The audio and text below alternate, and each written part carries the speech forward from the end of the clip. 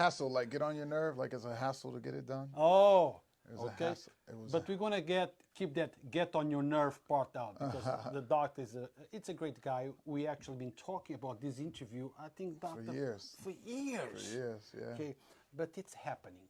It's happening, and the point of this interview is to talk about issues, but not just talk about the issues, but possible solutions. Okay, because look, if we look around, if we walk around, we see the problem. It's right there. Hmm. The issue is that solutions are not coming up. People are not offering. And very often, the solutions are within ourselves. Hmm.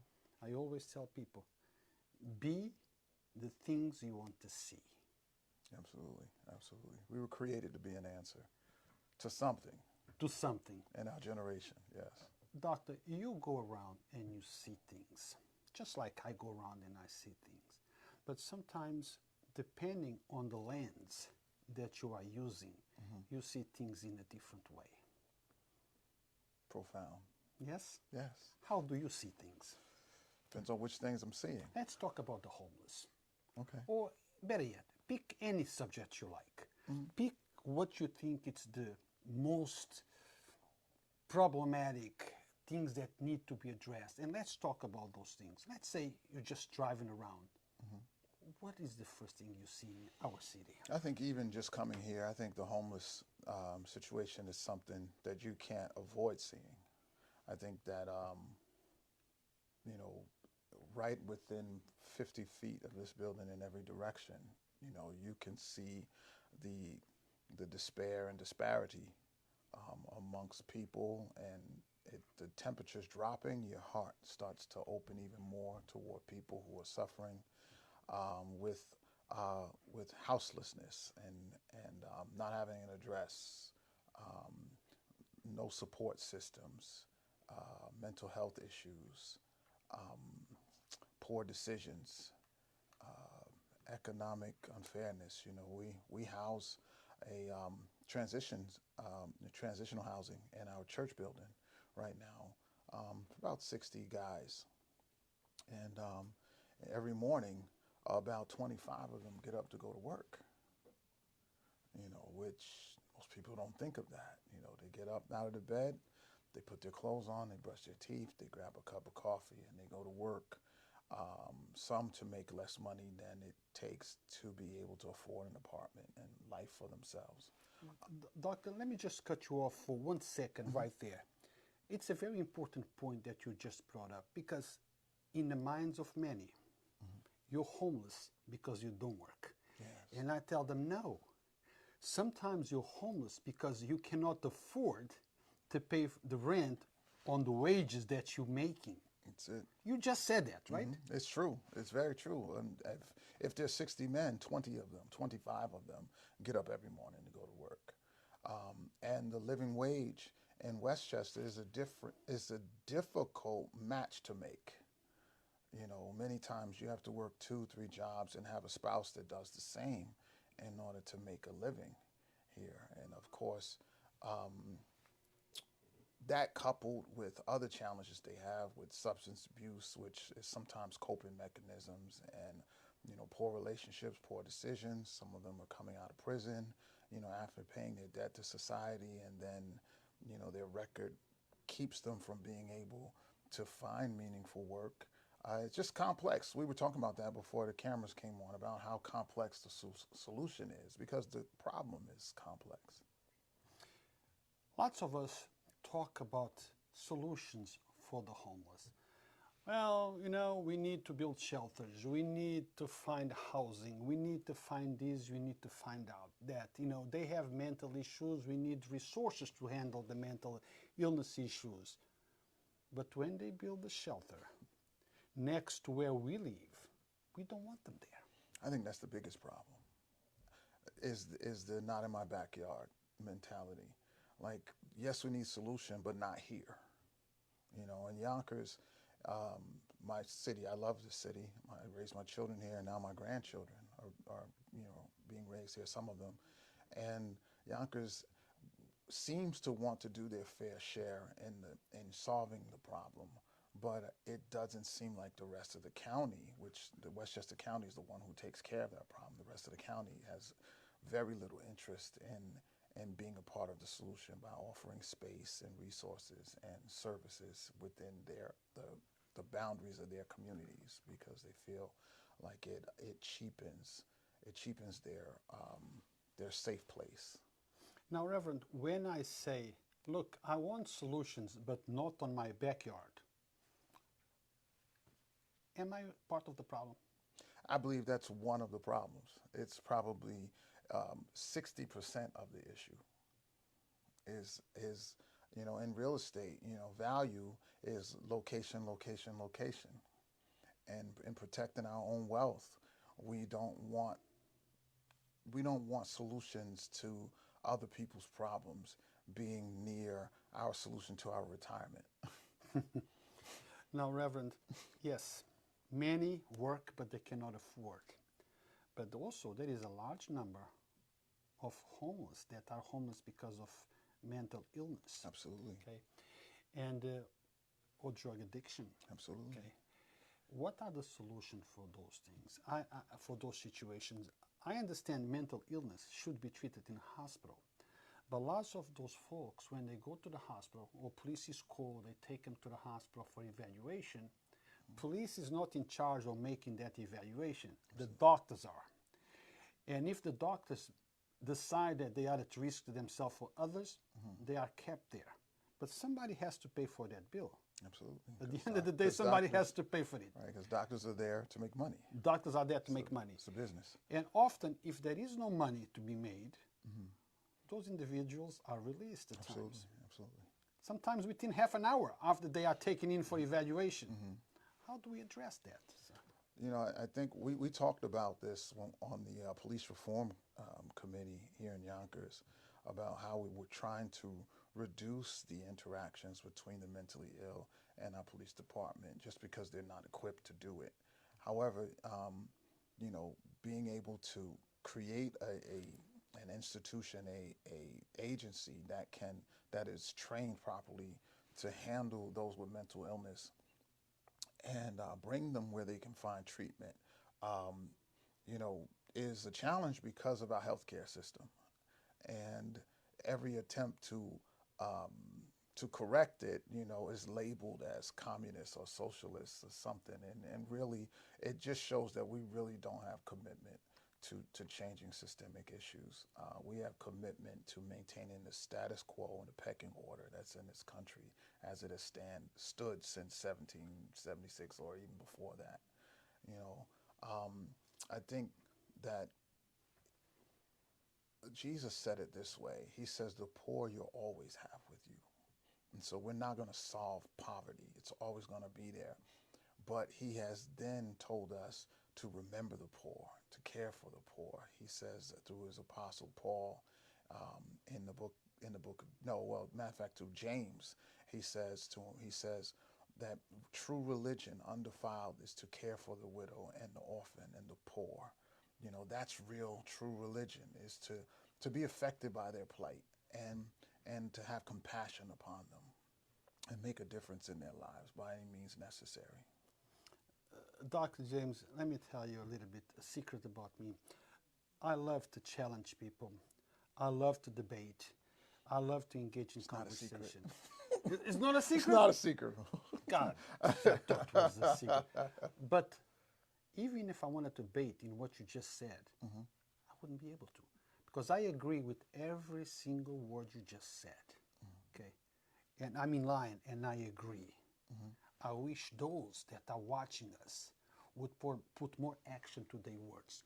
And that's the reason why I'm saying that, because I see lots of people who call themselves Christians, who say that they try their best to have their lives in line with their faith.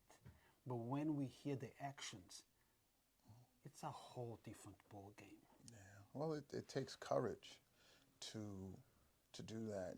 My church is in the middle of 6 housing projects, and it didn't exist. My church didn't exist before we decided to form it. We could have chosen anywhere to be, but it seems that God placed us there. and he raised me through a life in the projects, a life in the suburbs, a life on hard streets, a life in the halls of education. Very, very diverse, but I'm able to be in both worlds. But the real thing is that I'm not afraid of this assignment, and I don't judge people on the outside. I genuinely love the community I work with. I mean, whether you know, they're leaning on a building after taking a heroin dose that's too much, and I know his name already, so I'm going, John, it's the first of the month. You spent your money already? I'm like, dog, this is not good. And he's like, I love you, Pastor Hassell, man. I just need help. People, even when they're high, they can respond to love. That if they just got out of jail, they don't need you reminding them of what they did. They need solutions. They need someone to say, you know what, I'm going to vouch for you, but I need you to do this so that I know I can trust you. Dr. Hassell, love is a powerful. It's the most powerful thing, man. It's all I got. I ain't got no money. I ain't got So love. guys, actions, not words. When you talk about kindness, when you talk about love, when you talk about Jesus, when you talk about God, when you talk about your faith, let it be more than just talking. Let it be a little bit of, not a little bit, put as much actions as you can to go with those words. That's what really matters. Okay, we can speak, we can say anything we want to say. Mm-hmm. Yeah, words. That means nothing, sir. No. No? No.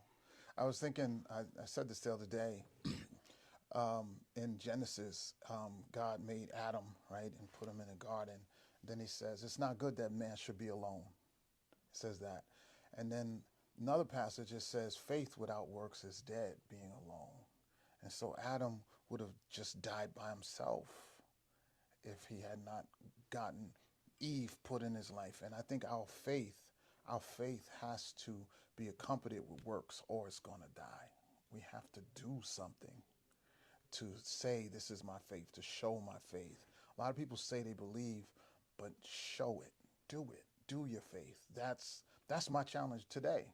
Today's my challenge is, how do I find a way to show my faith on November the 5th or whatever today is? Yes. Reverend, tell us a little bit about your church. Okay, tell us, why did you start it? Why did you go into what you do today? What you're trying to achieve? How you help the community? I was called here to Yonkers to pastor an existing older Baptist church here on Waverly, and it didn't work out because you can't put new wine in old wineskins. It's kind of the principle that my bubbly new ideas would have destroyed the system of that church. And I still have a wonderful relationship with the people there, the community, but we had to start a new church for a new generation that could fit the vision that I had, which was to, of course, protect the integrity of the message of Jesus Christ, and without violating that, but also show that message by how we reached out to a new generation in our language, in our presentation of the truth, and in our love language, how we were to be touchable, and to kind of break down some of the imagery and the damage that has happened over the generations to the image of the church, especially here in Yonkers. Of course, none of us are perfect, but again, I think love, the Bible says love covers a multitude of sins. And so we're able to just love folk and do it properly and try to do no harm. And we empower people with our partnerships with other community-based organizations. And, we empower them by using our building as a Christian center, a cultural center, not just as a church building. And so we called it Kingdom Christian Cultural Center as a way to say that we're here as another community center, especially on Palisade. You have the Polish Center that was on the bottom. You had the Ukraine Center. So now there's a Christian center in the middle. And that's how we saw it. If we had parking, we'd be doing a lot better, but we're doing okay. Let's talk. I strongly believe in being proactive instead of reactive. If we listen to the news, not just in Yonkers, everywhere, we see a wave of crime. And lots of times, those crimes or those folks committing the crime are very young generations. We see 14, 15, 16, 17 young folks doing. What can we do, Reverend, or say or suggest that will help those young folks get in a life that it's pro-positive? You know, when we looked at the crime statistics, even while we were sitting on the police reform board and during all of the turbulence of 2020, you realize that there is not really a wave of crime. No. It's well, wave in the sense that the ocean, like the ocean, they just come and go. It's a part of humanity.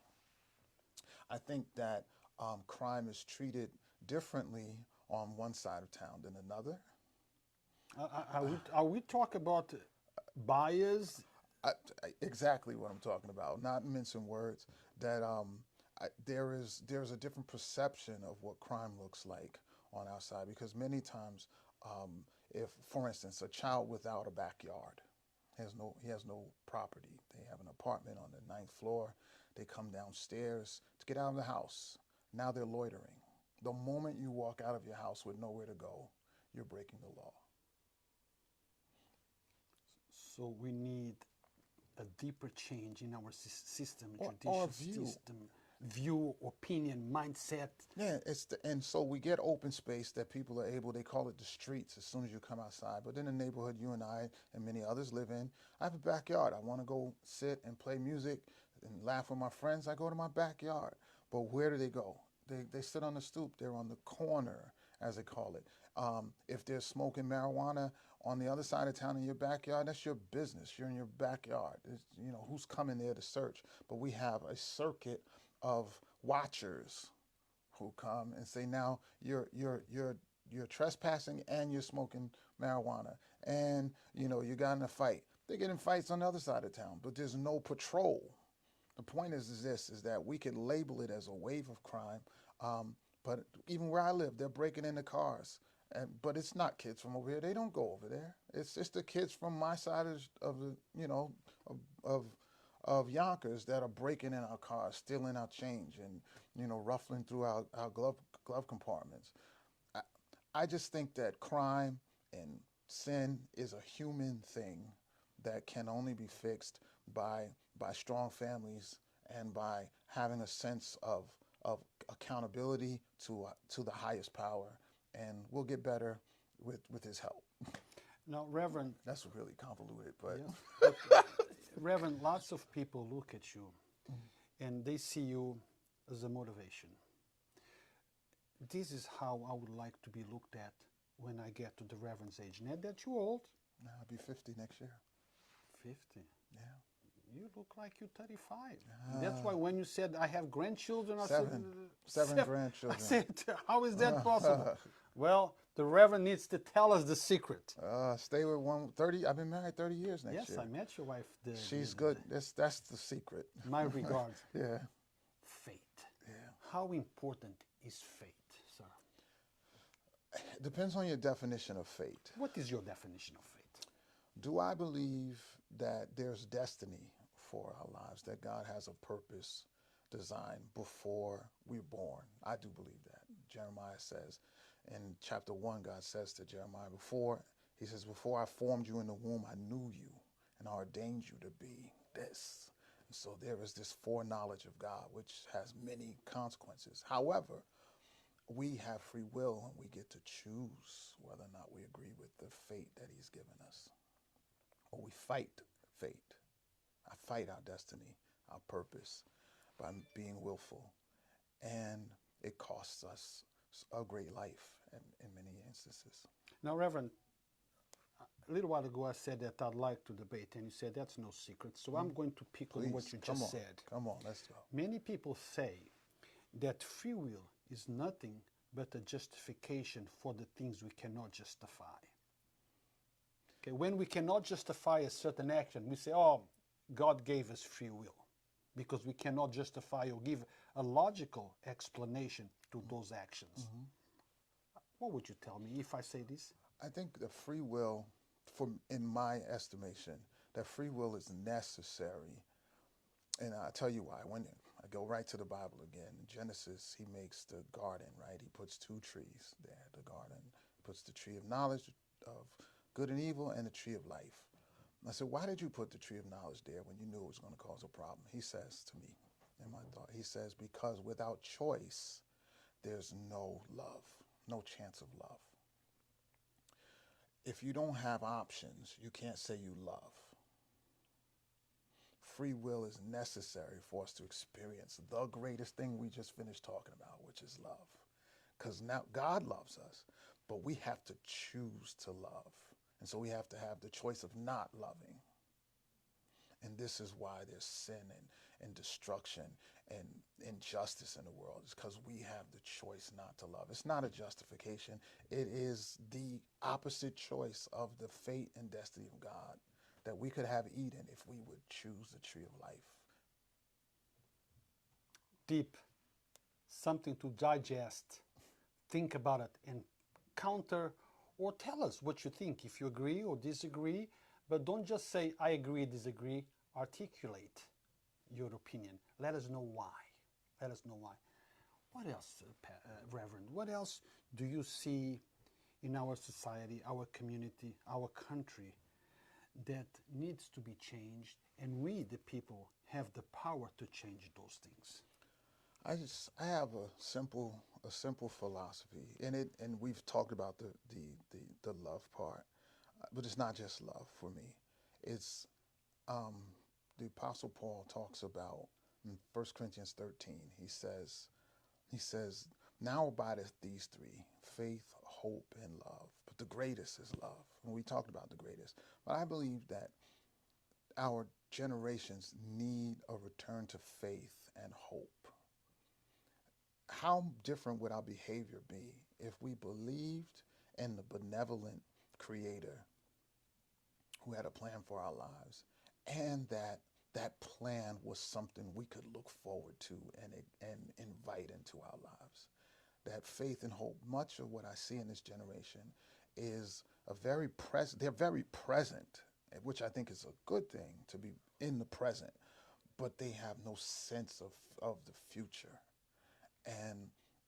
or of things that they can't see, that there's a depth that is missing, that would be a restraining force even for us in some of our relationships and our endeavors, if faith, hope, and love were given to our children, given to this next generation. I think that they also need music and art. They need stability. They need community. You know, there's just so much missing that we had. And I wish that we could just kind of reach out and find ways to give this generation some of the meaningful things that were handed to us. Now, I don't want to bring politics into this conversation, but I'm going to just touch the subject. We have a homeless problem in Yonkers, and that needs to be addressed. That needs to be fixed. We need to find solutions. What suggestion would you give to those in power, okay, regardless of who they are, not just the mayor of Yonkers, because we know that homeless, it's a county issue. But once they are in Yonkers, it's a Yonkers issue. And I may sound like I've been indoctrinated, but it's not. I'm deeply involved in this issue in the city. And I realize that not only is the county transporting and releasing the homeless of the county into Yonkers on a daily basis, but so is New York City. And, you know, they were renting houses, without, and paying landlords to ship the homeless here for 6 months and then forget about them. And I think it's being exacerbated because no one, again, we've already talked about it, no one wants the long-term responsibility of handling those who basically should be gleaning on the corners of our fields, like Ruth and Naomi and Ruth. Like, there's a responsibility the community has to leave sustenance on the corners of our fields to take care of people. But then what happens is that, okay, enough, go to someone else's field.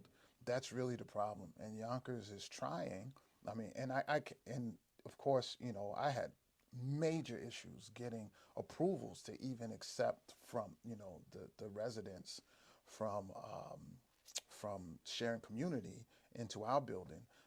And our church congregation had to come to grips with the fact that there was a little NIMBY in them, you know, not in my backyard, but they decided to do it. It was the best decision we could have ever made. It's been fulfilling.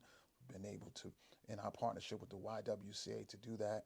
But I think we need more partners around the county that are going to help make this happen, and a real commitment um, to dealing with the complex issues. Um, the economics of this is not simple. You know, I wish I could buy a farm in, you know, in the fields, you know, in the upstate, you know, and have a rehab center, you know, where I can give them some space from the city, from the pressure of the drug trade, to recover and do some farming and eat good food and, you know, get good counseling. I would love to do something like that, but I think everyone has to have the mindset that my little bit helps. Now, Reverend, a few years back, before the killing of George Floyd, uh, you and I and many others, I was there covering the event. We walked from Yonkers to Ridge Hill. That's when I first met you. Today, you are part of the police board. Okay, many think that this board exists just because we wanted to comply with the New York State governor's mandate. What do you think? Are changes being done? If we look back 2 years when we marched from here to Ridge Hill to today, do we see any positive, any changes? I think that Yonkers, our situation is a little complex because before the governor's mandate, we had already been under investigation for Many those years. issues for many years and under pressure from the Justice Department, the Department of Justice, and we had cleaned up some of the issues, and we were walking in the right direction. I think when in the area of recruitment and diversity, I think we still got a lot of work to do. I think in some of the microaggressions and some of um, the attitudes of some of our officers toward those who are in certain parts of the community and pockets of the community still needs adjustment. And this was something we talked about a lot on that reform committee. I think there is an openness in the brass for some change, but some of it is rooted. Some of the problem is rooted in who the officers are, who the actual human beings who are charged with policing. The problem is in them, and it has nothing to do with them being police. It just has to do with the way our The country. nature of the person, probably. Well, I have spoken and interviewed the police commissioner, John Mueller, many times, and he often speaks and says, look, Ru, I understand that we don't have a perfect police department. There is bad apples among the police department, just like there is bad apples among any organization. Absolutely. But I'm content that the needle is pointing in the right direction. It might take time, but we are moving in the right direction. Do you agree or disagree with the commissioner? I think that turning the Titanic takes time, you know, and when you have a small rudder. But what can happen in that gradualism, as Martin Luther King said, that gradualism can be a drug that just lulls you into no change. And that it's going to take aggressive leadership to turn it before it crashes. And I think there are economic dangers to our city if this is not dealt with in a way. And I say it in this way because, you know, something wrong could happen in these lawsuits, and eventually lawsuits and the bonding and all the stuff they have to do becomes something they can't even afford to handle anymore. The insurance is not going to do it. And I think because money changes the world, you know that. They move with, you know, because of money. And so I think that if they keep having these incessant violations, that it's going to be too expensive. They're going to have to change. Well, Dr. Hassell, it was a pleasure to have you here. My pleasure to be here. But I know that you have another commitment that you have to go to, so we are going to conclude this. But I wish you would come back again. Come back, we could talk. Because your message, it's a powerful message, okay? But I have a request also from our audience. This is the type of interviews that we wish you would share. The interviews that can change mindsets, interviews that can put people in the right direction, interviews that will change lives, interviews that have a positive impact. Forget about those other videos that we put out that is negativity. You can put that away. This is what we wish you would share, you would make viral. Interviews like Dr. Hassell just gave us and others are powerful. Listen to the words. Share them with your friends, digest what you just heard, and comment accordingly. Thank you for watching, and until next time. Dr. Hassell, I sincerely appreciate you taking the time to come over. And hopefully we'll do this again. Yes, sir. Yes, sir. Thank you, guys. Until next time.